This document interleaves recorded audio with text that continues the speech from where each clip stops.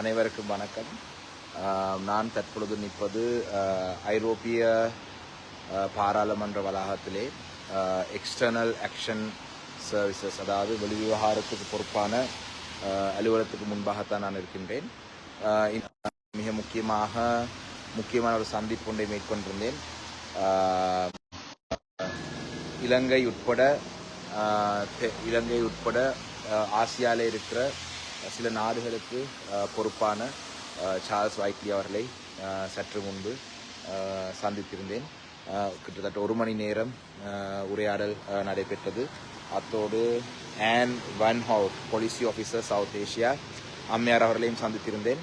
அந்த அம்மையார் அவர்கள் ஐரோப்பிய ஒன்றியத்தினுடைய குழு இலங்கைக்கு வருகை தந்த பொழுது எங்களை சந்தித்திருந்தார்கள்.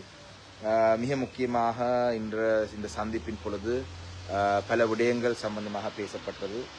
பொதுவாக எங்களுடைய மாகாண சபை தேர்தல், மற்றது எங்களுடைய புதிய அரசியலமைப்பு, காணாமாக்கப்பட்ட உறவுகள், அரசியல் கைதிகள். இதில் மிக முக்கியமாக இன்று உடனடியாக பேசிய விடயம் பயங்கரவாத தடுப்பு சட்டத்தின் கீழே கைது செய்திருக்கிற ஹிப்ஹாப் ஷகி இல்லாரி சங்கீதனுடைய கைதை பற்றி மிக முக்கியமாக சொல்லியிருந்தேன்.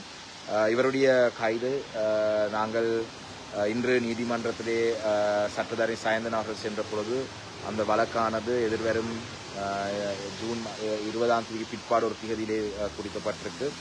ஜனாதிபதியுடன் பேசியதாக சில பாராளுமன்ற உறுப்பினர்கள் பேசியிருந்தார்கள்.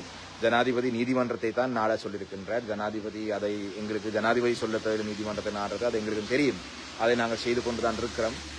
ஆனால் இவருடைய கைது சம்பந்தமாக மிக முக்கியமாக ஐரோப்பிய ஒன்றியத்தினுடைய கவனத்துக்கு எடுத்து சென்றிருக்கேன். ஐரோப்பிய பாராளுமன்றத்திலே கவனத்துக்கும் அவர்கள் அதை எடுத்து செல்வதாகவும், அடுத்த வழக்கு திகதிக்கு முதல் இவருக்கு பிணை வழங்குவதற்கான நடவடிக்கை எடுக்குமாறு, உடனடியாக இவரை விடுதலை செய்யுமாறு, பிணையிலே விடுதலை செய்யுமாறு ஒரு கோரிக்கையை ஐரோப்பிய ஒன்றியத்துக்கு, இலங்கை அரசாங்கத்துக்கு முன்வைக்குமாறு நான் வேண்டுகோள் ஒன்றை விடுத்திருக்கின்றேன்.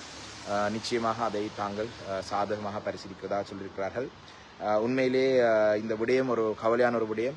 பயங்கரவாத தடுப்பு சட்டம் என்றதை முழுமையாக நீக்குவோம் என்று சொல்லி ஆட்சிக்கு வந்த ஒரு அரசாங்கம் தற்பொழுது அதே பயங்கரவாத தடுப்பு சட்டத்தை ஒரு பாடலுண்டை பாடிய குற்றத்துக்காக கைது செய்திருக்கிறார்கள். இது மிகவும் ஒரு மோசமான ஒரு விடயம். இந்த விடயத்திலே இவருடைய விடுதலை மிக விரைவாக நடத்தப்படாவிட்டால் இவர் நீண்ட காலம் இவருடைய வாழ்க்கை சீரழியும் வரைக்கும் இவர்கள் சிறையிலே வைத்திருக்க கூடும் என்றதுனால தான் இன்று பெல்ஜியம் பிரசல்ஸ்ல இருக்கிற ஐரோப்பிய ஒன்றியத்தினுடைய எக்ஸ்டர்னல் ஆக்ஷன்ஸ் டிபார்ட்மெண்ட் அதுதான் இந்த விடயங்களை கையாளும் இடம். அந்த வகையிலே அவருடைய கவனத்துக்கு அதை எடுத்து சென்றிருக்கிறேன்.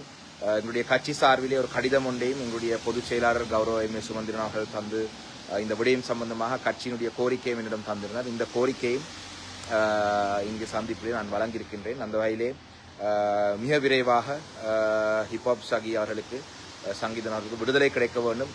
அதுக்காக எங்களுடைய கட்சி என்னென்ன விடயங்களை செய்யலாமோ அது அனைத்தையும் நாங்கள் செய்வோம். இன்று இந்த ஐரோப்பிய ஒன்றியத்தை ஏன் சந்தித்தென்று சிலர் கேட்டால், ஐரோப்பிய ஒன்றியத்துக்கு தான் இலங்கை அரசாங்கம் வாக்குறுதி வழங்கியது GSP+ வரி சலுகையை பெற்றுக்கொள்வதற்காக பயங்கரவாத தடுப்பு சட்டத்தை நாங்கள் இனி பாவிக்க மாட்டோம் என்று. இதே பயங்கரவாத தடுப்பு சட்டத்தை இவர்கள் மீண்டும் பாவித்திருக்கிறார்கள் என்றதை அவர்களிடம்தான் எடுத்து சொல்ல வேண்டும் என்றால் இவர்களுக்கு கால அவகாசம் வழங்கியிருக்கிறார்கள். அந்த வகையிலே இந்த பயங்கரவாத தடுப்பு சட்டம் நீக்கப்படும் வரைக்கும் எங்களுடைய கட்சி இதுக்காக நடவடிக்கை. நான் அண்மையிலே ஒரு தனிநபர் சட்ட மூலம் ஒன்றையும் பாராளுமன்றத்திலே சமர்ப்பித்திருக்கின்றேன் பயங்கரவாத தடுப்பு சட்டத்தை நீக்குவதற்கு. அதே நேரத்திலே தனிநபர் பிரேரணை ஒன்றும் நேற்றைய தினம் அது பார்லிமெண்ட் ஆர்டர் பேப்பரில் வந்திருக்கின்றது. பொறுத்திருந்து பார்ப்போம் அரசாங்கம் எப்பொழுது அதை விவாதத்துக்கு எடுப்பார்கள். இல்லாட்டி மாகாண சபை தேர்தலை நடத்துவதற்கு நான் கொண்டு வந்த தனிநபர் சட்ட மூலத்தை பொய் சொல்லி அது சட்டத்துக்கு முரணானது என்று பொய் சொல்லி எவ்வாறு அதை அனுமதிக்காமல் விட்டாலோ அதே போல் இதுக்கும் செய்வார்களோ தெரியாது. எதுக்கும் பொறுத்திருந்து பார்ப்போம்.